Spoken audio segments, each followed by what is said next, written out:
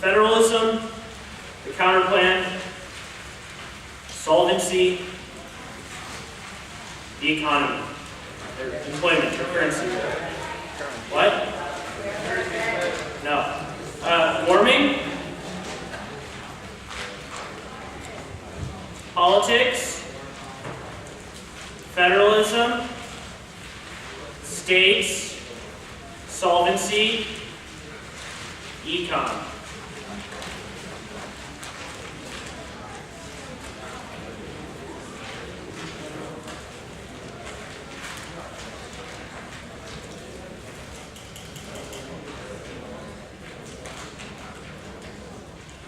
Ready? Cool.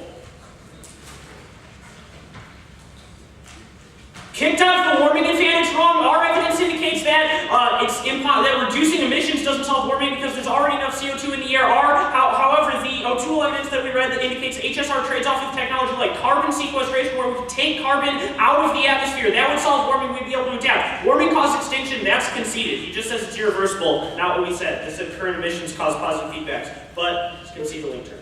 Case out is politics. The AF missed the memo that we were supposed to demonstrate how to win the debate. Pluralism makes instability inevitable. We can't predict when conflict will break out. Three reasons why we have away. First is magnitude. Proliferation of nuclear weapons is the only way that nuclear war can escalate. Only way that nuclear war can escalate to extinction. Otherwise, conflict will be cooperated through multilateral institutions like the CLO, like the CTBT, and the NPT. Next is probability. The Davis evidence as well as the AC evidence cites military doctrine indicates that countries are proliferating now because they feel the need to respond to the fact that the U.S. hasn't signed the CTBT. They think we're still a threat, and testing and also makes the argument that testing is inevitable. That testing, those nuclear tests will be misinterpreted. Guarantees escalation. There's no reason why trade conflict will escalate. U.S. and China were just talking over. We're their biggest trading partner. Why would they go to war just because we decrease our exports a little bit? Next is they've also conceded the argument that unemployment's been 10%.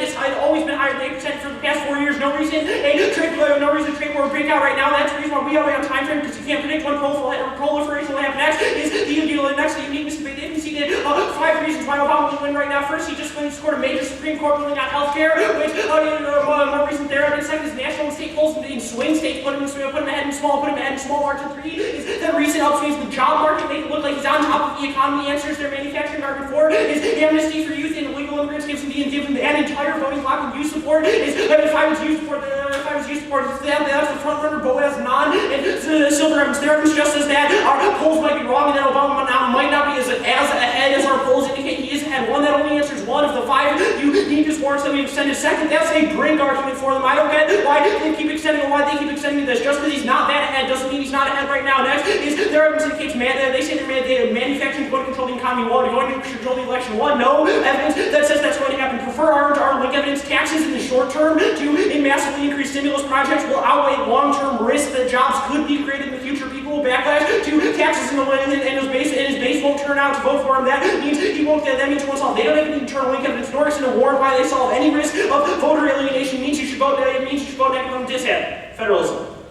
I still don't think they've answered the impact. Hell, Bracy evidence indicates emerging democracies uniquely now is key because of the Arab Spring. They model federalist policy, and that prevents conflict plays with cooperate instead of going to war, and prevents secessionism, which creates instability globally. They've also conceded the McGinnis evidence indicates that federalism decreases the key to decreasing regulation, which is key to sustainable job growth. Yeah, might increase jobs, but not in the long run. They say cooperative federalism solves. There's no warrant for that, and I'll answer it on the dissent. They've also.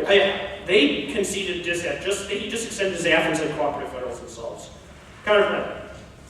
Permutations not better than the counterplan still links to politics and federalism. They say the counterplan links to elections. This is a dumb argument. If Obama doesn't push the counterplan because the states actually wouldn't be tied to the counterplan. Their evidence is talking about a previous initiative that the federal government tried to pass that would include oversight. No reason why the counterplan would include oversight or use federal funds. The green card is not bad. It indicates cooperative federalism creates inefficiencies because the federal government tells the states what to do, and the states have to follow that, and they can't create adaptation, which collapses any building of infrastructure. They conceded that independent dissent. I made up the federalism impact indicates they collapse federalism. They can't build infrastructure. The AF never happens. They conceded that they concede federal funding is bad because it causes regulations, it increases regulations on the market. The DeHaven evidence indicates that federal funding for railroads prevents adaptation and prevents the use of most efficient routes, which prevents solvency. Their only argument is that it's this stable source of funding. They've conceded that the public-private partnerships would be able to solve that. All of our evidence indicates the states solve as well. Their evidence is not comparative. The NEC argument, no impact to not solving the Northeast Corridor. Also, our DeHaven evidence indicates federal funding hamstrings Amtrak. Their evidence just says that the federal government